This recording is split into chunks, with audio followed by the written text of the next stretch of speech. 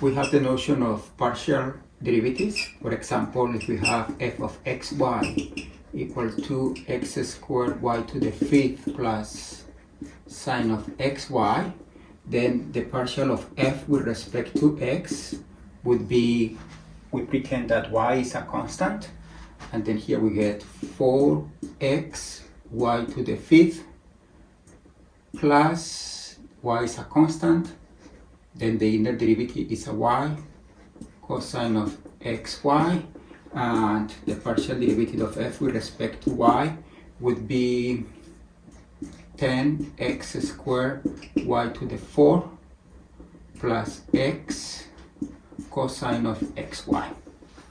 To do multiple integrals like double integrals or triple integrals, we need like a notion similar to partial derivative, but it would be like partial antiderivatives. And the idea is that if we have this function and we want to compute an antiderivative with respect to x, let's say antiderivative with respect to x, then what we do is we do an antiderivative, but we pretend that y is a constant.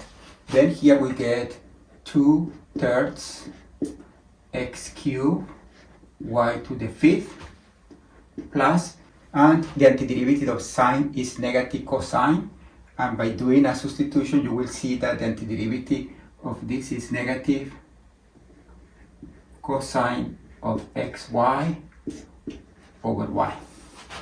So that you compare, let's pretend that this y is a pi, then you have the function 2x squared pi to the fifth plus sine of pi x, just pretending that y is pi. When we do an antiderivative of this, we get 2 pi to the fifth x cubed over 3, and the antiderivative of sine of pi x is negative cosine of pi x over pi. Notice that when you do the derivative, you get this function. Then, but this is pretending that y is pi. But in general, you can pretend that y is a constant and deal with it. And this is what is called like a partial antiderivative with respect to x. Let's compute a partial antiderivative with respect to y. Then we do the partial antiderivative with respect to y of this function. It would be 2x squared, this is like a constant, and the derivative of y to the fifth is y to the 6 over 6, and the derivative of sine is negative cosine, then negative cosine of xy. But here x, by the chain rule, we need to adjust by dividing by an x, so that when we do the derivative, the x of the inner derivative comes in front and cancel this x, and then we get this. These are like partial antiderivatives. This is what you need to do double integrals or triple integrals. Let's see some examples.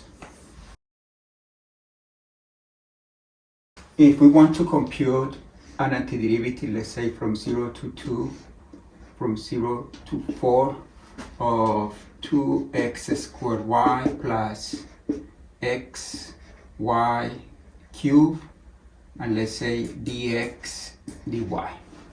The way to understand this is that this dx goes with this integral, right? You have to do this one first. That means that the x goes from 0 to 4, and this limits goes with this, right? Then you need to do this part first. We do the integral from 0 to 2. Here, the variable that you are considering is x. That means that you need to do an antiderivative with respect to x.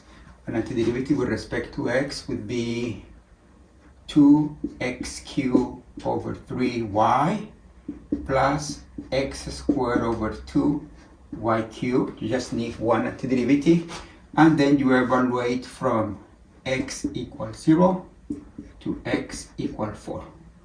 And once you do this, you do dy. Let's see what happened.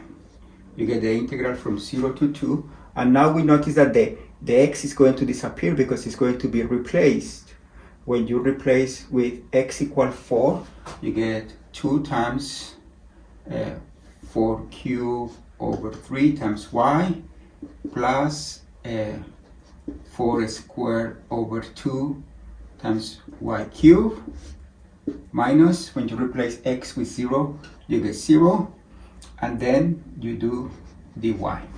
Notice that this becomes just a regular integral from part 1. This is the integral from 0 to 2. This is 64 128 over 3y plus this is 16 plus ay cubed dy, and this would be 128 over 3 y squared over 2 plus 8 y to the 4 over 4 between 0 and 2, and then this to cancel out and you get 64.